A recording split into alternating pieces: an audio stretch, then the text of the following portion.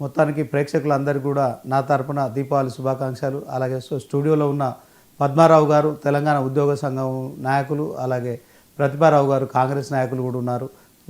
మీకు దీపావళి శుభాకాంక్షలు.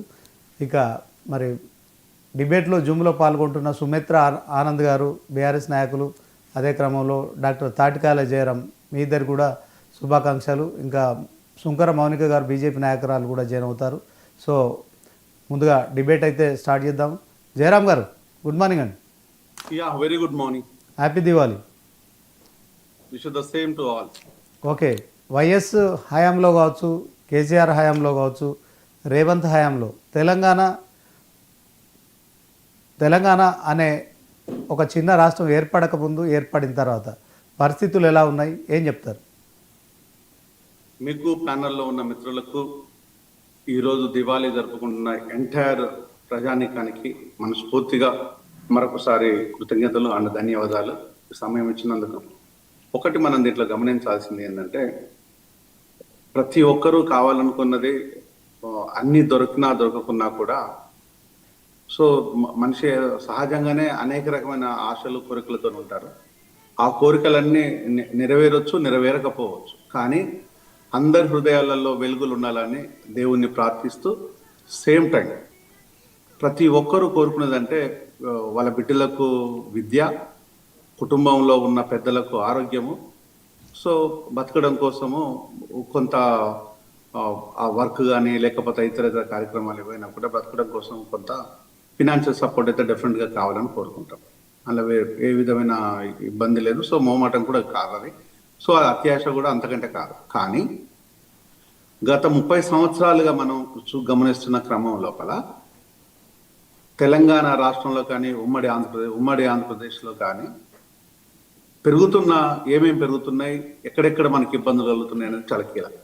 ప్రభుత్వ భూములు 1,28,00,000 ఎకరాల మిగులు భూములు ఉంటే 2006లో లెక్కలు తీసిన లెక్కల ప్రకారము ఆ 1,28,00,000 ఎకరాలు కాస్త బీఆర్ఎస్ ప్రభుత్వము వెళ్ళడానికి ముందు కొన్ని సంవత్సరాలకు ముందే భూములే లేవు అనేది ఒక ప్రచారంలోకి తీసుకొచ్చేసారు.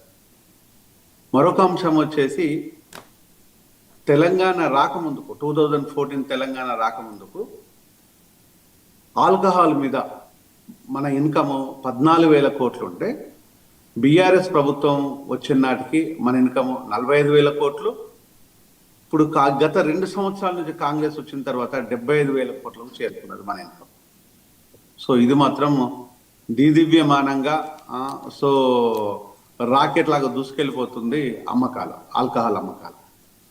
సో దాంతోపాటు వచ్చి విద్యా విషయానికి వచ్చేసినట్టు అయితే నూతన విద్యా చట్టం ప్రకారము ప్రతి ఇంట్లో ఒక బిడ్డ ఉన్నట్టు ఆ బిడ్డ నిర్బంధ విద్య ఇవ్వాలనేది మాత్రము కాగితాల మీదనే రాసుకొని ఉన్నాము, పేపర్స్ మీదనే.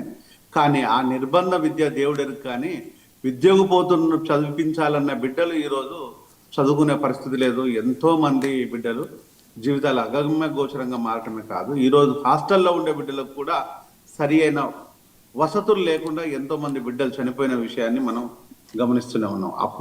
ఎప్పుడు ప్రభుత్వాలలో ఒక నిర్లిప్తత. ప్రభుత్వ ఆసుపత్రులలో ఆరోగ్య విషయాన్ని దేవుడెరుగు. కానీ అక్కడ కనీసం పారాసిటమాల్ టాబ్లెట్ అన్న ఉన్నాయంటే ఈ రోజు వరకు కూడా ప్రభుత్వ హాస్పిటళ్లలో ఎక్కడ కూడా పరిస్థితులు అగమ్య గోచరంగానే ఉన్నాయి. ఈ రోజు వరకు కూడా మళ్ళీ ఆరోగ్యశ్రీ మీద ఆధారపడిన జీవితాలే తప్ప ప్రభుత్వ హాస్పిటల్ను బాగు చేయాలన్న ఒక ముఖ్య ఉద్దేశం ఏ ప్రభుత్వానికి లేకుండా పోయింది. అంటే ఇక్కడ మనకు ఎక్కడ కూడా ఒక విషయాన్ని మనం గమనించాలి. ప్రజల భూములు, ప్రభుత్వంలో ఉండాల్సిన భూములన్నీ కరిగిపోయినాయి. ఎవడెత్తుకపోయినలో ప్రభుత్వంలో లెక్కలు ఉన్నాయో లేవో నాకు తెలియదు.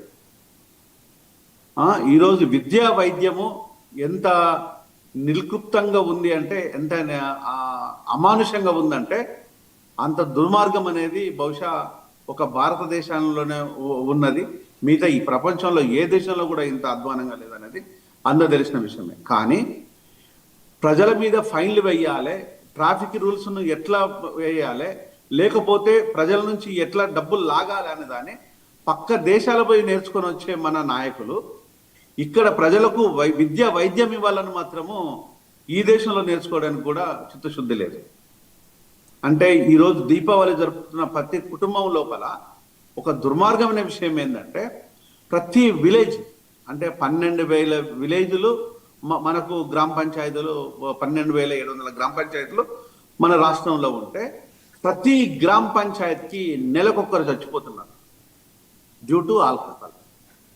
ఇంతటి దుర్మార్గము ఈ లెక్కలను కనుక చెప్తుంటే ఇంకా అగమ్య గోచరంగా ఉంటాయి. దీన్ని ప్రతి ఒక్క రాజకీయ పార్టీ వింటున్నది, అంటున్నది, మాట్లాడుతున్నది, బాధపడుతున్నది. కానీ ఆల్కహాల్ రేట్లు మాత్రం అమ్మడానికి మాత్రం విపరీతమైన సేల్స్ జరిగిపోతున్నాయి. ఇప్పటి వరకు ఈ ఆల్కహాల్ రేట్లు 75,000 కోట్లు. ఇది ప్రభుత్వ లెక్కల ప్రకారమే. కానీ ఇక బెల్ట్ షాపుల గురించి చెప్పుకుంటూ పోతే దీనికి 2 ఉంటుందో 3 ఉంటుందో తెలియదు. ఈరోజు తాగి వాడు సస్తే కనీసం హాస్పిటల్ లోపల ఆదరించే డాక్టర్లు కూడా ఇన్ఫ్రాస్ట్రక్చర్ ఉన్న దగ్గర డాక్టర్ లేడు, డాక్టర్ ఉన్న దగ్గర ఇన్ఫ్రాస్ట్రక్చర్ లేదు. సో ఎక్కడైతే ప్రజలు ఈరోజు తాగి ఆ తండ్రులు చనిపోతే ఆ బిడ్డలు చదువుకోవడానికి కానీ, లేకపోతే వయసు వచ్చిన ఆడబిడ్డలకు పెళ్లి చేయడానికి కానీ, లేకపోతే తాలిబొట్లు తెగిన అంశాలు కానీ. ఇంకొకటి భయంకరమైన నిజం ఏంటంటే 25 సంవత్సరాల నుంచి 35 సంవత్సరాల ఆడబిడ్డల భర్తలు చనిపోవడం అనేది ఇది ఇంకా బాధాకరమైన విషయం. ఇక్కడ దీపావళి జరపాలనా, దసరా జరపాలనా, క్రిస్మస్ జరపాలా, రంజాన్ జరపాలా, ఏది సంక్రాంతి జరపాలా, ఏది జరపాలి? జరిపితే వస్తే తాగినా పండుగ ఉన్నా లేకున్నా తాగి తందనాలాడి ఆ పండుగతోనే ఆదాయం వచ్చే ప్రభుత్వాన్ని అభినందిద్దామా, ఆ కుటుంబాల విషయంలో బాధపడదామా? ఇదొక కన్నీటి వెద.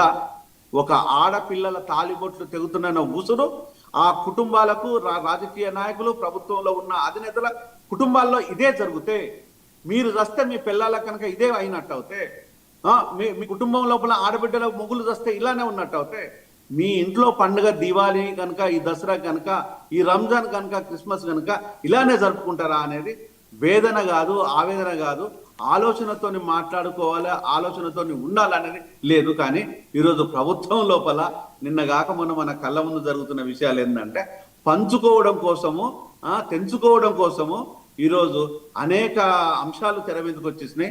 అవి సద్దువిని అనుకోండి, సరే అది వేరే విషయం. కానీ ఈరోజు అంటే గవర్నమెంట్ విషయం లోపల ఈరోజు పట్టబగలే బరిదెగించి కూడా ఈరోజు ప్రభుత్వంలో ఉన్నది. అలాగని చెప్పేసి కాంగ్రెస్కే పరిమితం కాదు, అలాగని చెప్పేసి బీఆర్ఎస్ పరిమితం కాదు, యావత్ భారతదేశం మొత్తం ఇలానే ఉంది. ఈరోజు నిజంగా కనుక ఒకవేళ కనుక దీపాలు కనుక వెలిగించినట్టయితే అందులో నూనె పోయడానికి డబ్బులు ఉన్నాయో లేదు, కానీ కన్నీళ్లు మాత్రం ప్రతి కుటుంబంలో ఉన్నాయి. వాటితోని మాత్రం ఈ ప్రభుత్వాలు వెలుగులు నింపుకోమని నేను కోరుకుంటున్నాను. ఓకే, థ్యాంక్ యూ జయరామ్ గారు. మొత్తానికైతే ప్రభుత్వం ఎక్కడ కూడా తాగాలని ప్రోత్సహించదు. సో ప్రజలు తాగుతున్నారు, దాన్ని కంట్రోల్ చేయాల్సిన బాధ్యత మీలాంటి